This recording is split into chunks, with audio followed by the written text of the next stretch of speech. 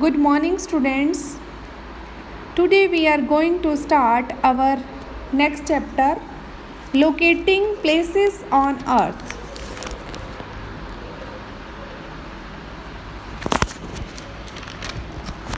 Let's make locating places on earth easy. You almost knowing about the longitude and latitude lines that run over the globe. The lines are longitude, they are vertically, they are also known as prime of meridian.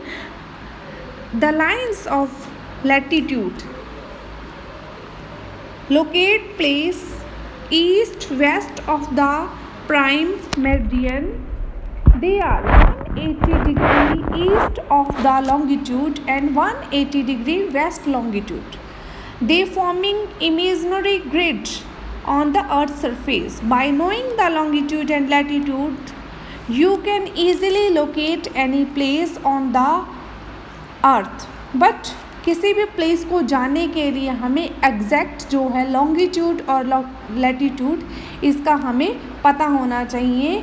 यहाँ पर ये दोनों lines आपस में intersect करेंगी तो वहाँ पे जो लोकेशन बनता है जितने डिग्री पे हमें उन लॉन्गिट्यूड और लैटिट्यूड का पता होना चाहिए तो हम किसी भी प्लेस को इजीली लोकेट कर सकते हैं. Let's come on our chapter locating places on earth.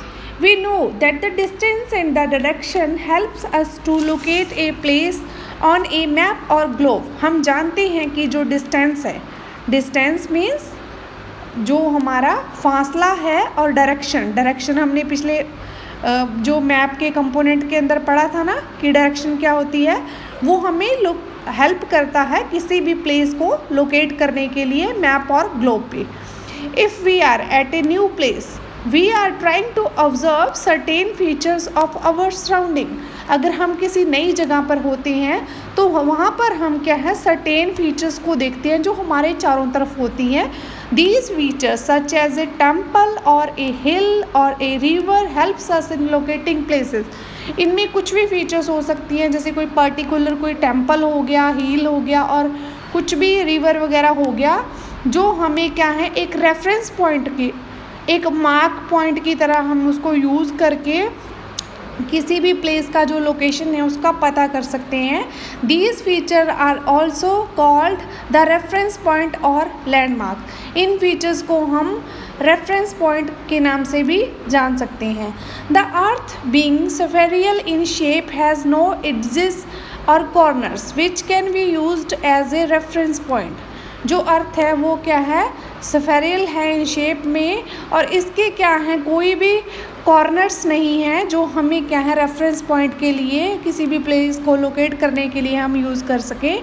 However the end points of imaginary axis of the earth on which it's rotates.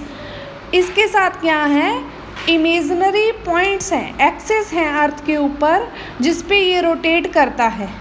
इसके लिए मैं एग्जांपल लूँगी ग्लोब का. जब आप एक ग्लोब को देखते हो तो उसमें हमें क्या है जो भी प्लेसेस वगैरह होती हैं वो हमें उसका एक पोर्शन देख सकते हैं तो उसका दूसरा पोर्शन देखने के लिए हमें ग्लोब को क्या है रोटेट करना पड़ता है.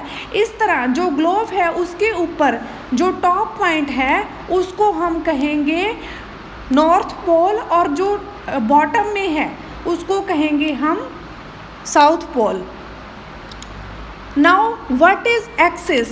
एक्सिस क्या है axis is imaginary lines on which earth rotate जिस पे क्या है अर्थ रोटेट करती है. Provide us the two basic points of reference. these end points of the earth axis are called north pole and south pole. These are the fixed point on earth. The north pole lies exactly below the pole star and opposite it is south pole. ऊपर north पोल आ गया और नीचे का जो portion है वहाँ पर साउथ पोल आ गया. Using the two poles as basic reference point an imaginary circle is drawn around the earth midway between the two poles. इसमें क्या है दोनों ही पोल्स को यूज़ करते हुए रेफरेंस पॉइंट की तरह एक इमेजिनरी सर्कल ड्रॉ किया जाता है अर्थ के मिडवे से द ग्रेट सर्कल डिवाइडेड, जो एक ग्रेट सर्कल है, जो एक लाइन है, वो क्या है, अर्थ को दो भागों में बांटती है, that is called equator. The half portion of the earth to the north of the equator is called northern hemisphere. जो ऊपर का पोर्शन है वो क्या है, जो नॉर्थ इसके अंदर चला गया उसको हम नॉर्थर्न हेमिस्फीयर कहेंगे। The southern half is called southern hemisphere. जो साउथ पोर्शन के अंदर आ गया उसको हम साउथर्न हेमिस्फीयर कहेंगे। A perpendicular line from any of the pole, किसी भी पोल, साउथ पोल नॉर्थ पोल से जैसे कोई भी एक लंबत, जैसे एक सीधा जो है हमारा एंगल पड़ा, जो जिसने 90 डिग्री का एंगल बनाया, thus the north pole is at 90 degree and the south pole है, जो साउथ पोल है वो है 90 डिग्री साउथ में है।